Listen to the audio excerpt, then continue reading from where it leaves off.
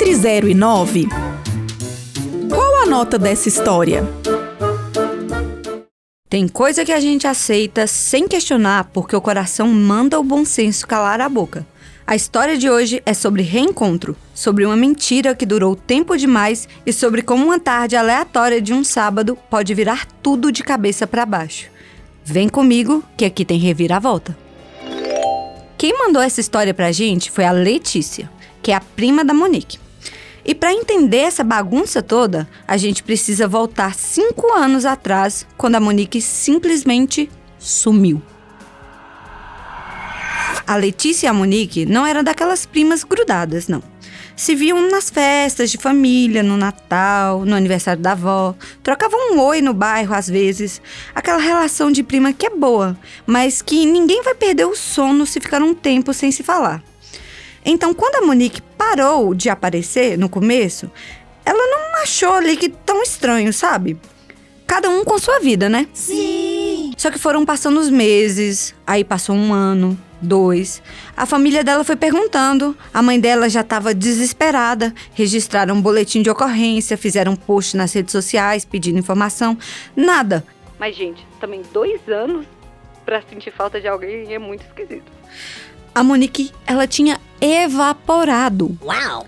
A Letícia falou que a família virou um caos nesse período. A tia, mãe da Monique, ficou destruída. Não dormia direito, não comia direito, ficou com um problema sério de saúde. É tipo um velório sem corpo, né, gente? Aquele luto que não fecha porque você não sabe se chora ou se espera. Ó, eu vou abrir o caso de família aqui mais cedo hoje. Porque na minha família tem um caso muito parecido. De um parente que desapareceu e até hoje ninguém sabe se está vivo ou morto. É assim uma situação bizarra e eu entendo o desespero que foi para a mãe da Monique e para os parentes ali mais próximos. Enfim, aí num passe de mágica, uns 5 anos depois, a Monique apareceu. Ela simplesmente ligou para a mãe dela um dia, do nada. Disse que estava bem, que estava numa cidade aqui do Brasil mesmo e que ia voltar para casa.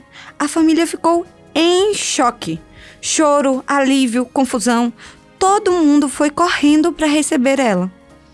Mas aí vieram as perguntas, né? Óbvio. Onde você estava? Por que sumiu? O que aconteceu? E a Monique chegou com uma história. Ela disse que tinha sofrido um acidente, que ficou um tempo no hospital e que esse acidente causou uma amnésia. Ela disse que não lembrava de nada, que não sabia quem era, que passou anos tentando reconstruir a própria identidade, até que as memórias foram voltando aos poucos e ela conseguiu se localizar. Uau! Gente, amnésia. A Letícia falou que parecia coisa de novela. Ficou assim, desconfiada.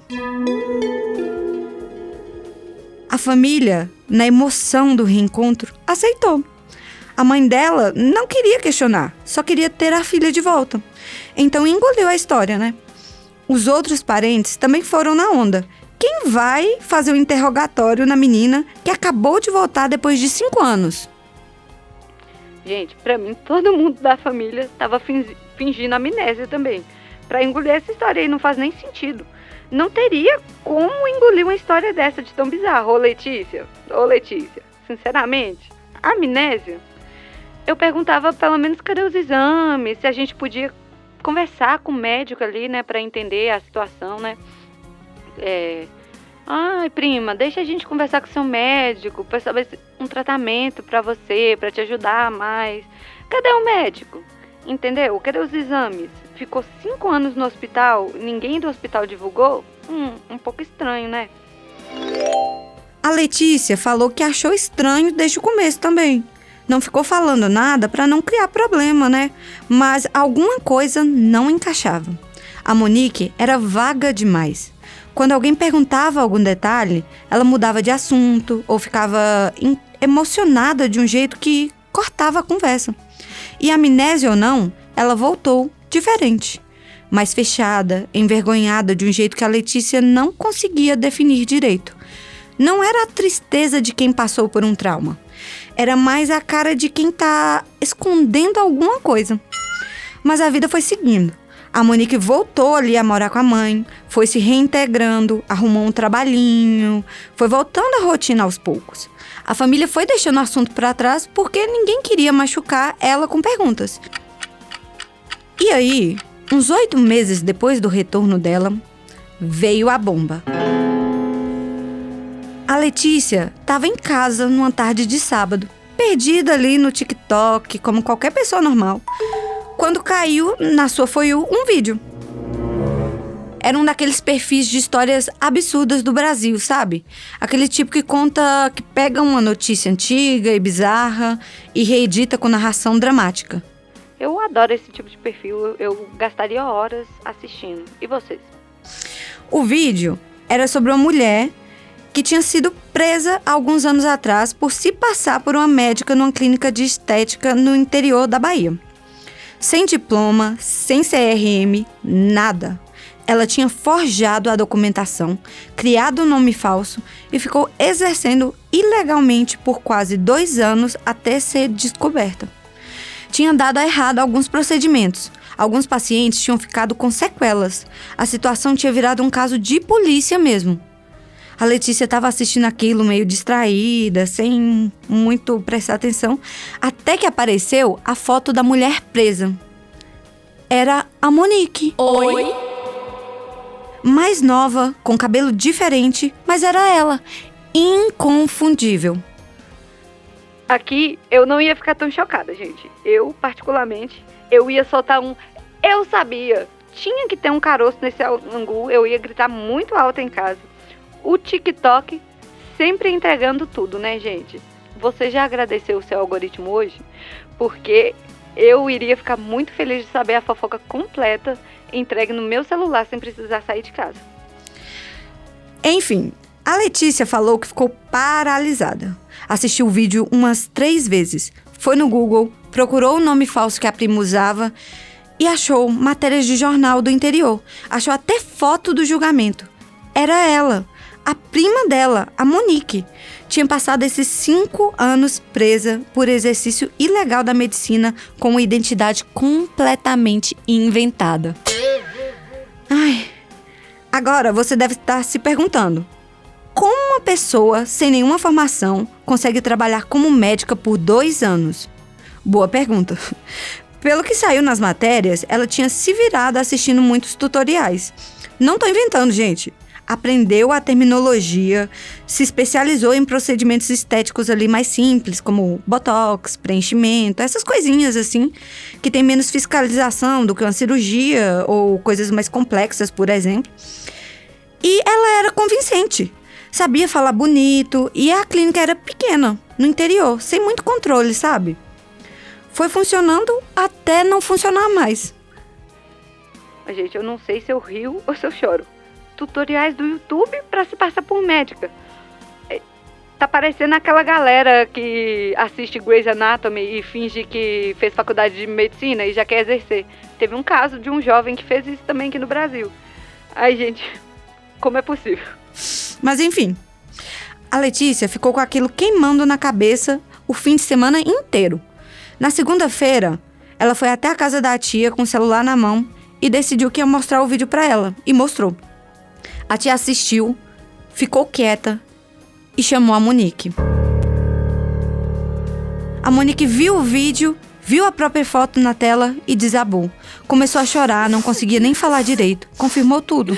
Disse que tinha inventado a história da amnésia porque tinha vergonha demais de contar a verdade. Que sabia que ia decepcionar a família, que preferiu criar uma mentira do que admitir o que tinha feito e o que tinha vivido nesses 5 anos. Ela explicou que antes de virar a médica falsa, ela estava numa situação financeira muito ruim.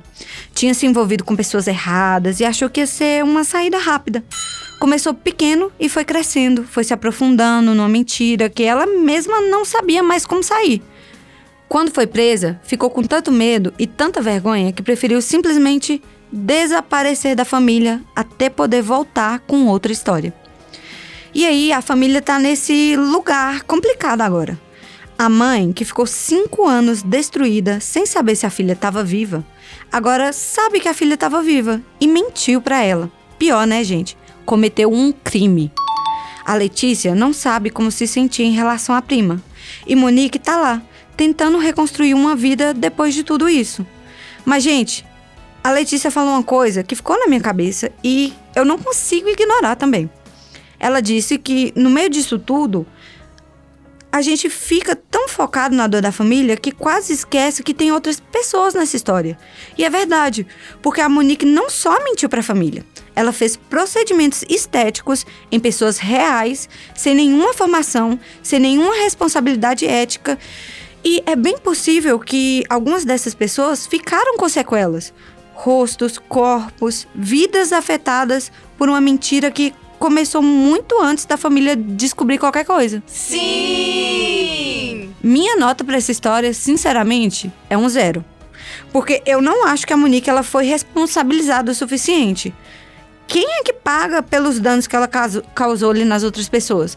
Porque é muito simples ela falar que quer recomeçar a vida, mas para quem tá lá com o rosto todo deformado ou com algum problema no corpo, porque uma pessoa simplesmente quis ganhar dinheiro ali de uma forma fácil e não se responsabilizou. Eu duvido que ela tenha pagado alguma coisa para essas pessoas, porque pelo que eu entendi da história que a Letícia contou, a Monique não tem uma condição financeira de vida tão boa assim, ela é trabalhadora como todos nós. Quem é que paga essa conta? Eu acho 5 anos, se ela tivesse deformado meu rosto, se fosse eu a pessoa que pagou por um procedimento estético com um profissional e no final essa pessoa não era tão profissional, eu ia querer que essa pessoa apodrecesse na cadeia, sinceramente. Mas a gente sabe como é que funcionam as leis também. E ao mesmo tempo que eu penso que ela tem o direito de recomeçar, eu acho que ela não sofreu o suficiente. E é por isso que eu vou dar uma nota ruim pra história. Por culpa da Monique.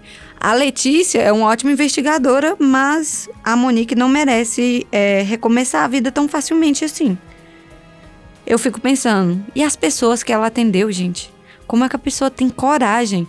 Eu tenho medo de pensar alguém furando ali a minha cara com a agulha e essa pessoa não ter uma formação pra saber como é que faz aquilo. Ela viu no YouTube tutoriais, assistiu no TikTok um vídeo e falou assim, vou ali aplicar um botox na cara de alguém. Isso é muito bizarro, é inimaginável pra mim. Enfim, então sim, dá pra entender a vergonha dela. Dá pra entender esse acúmulo de má decisões em cima de má decisões. Mas a pergunta que fica não é só a família vai perdoar.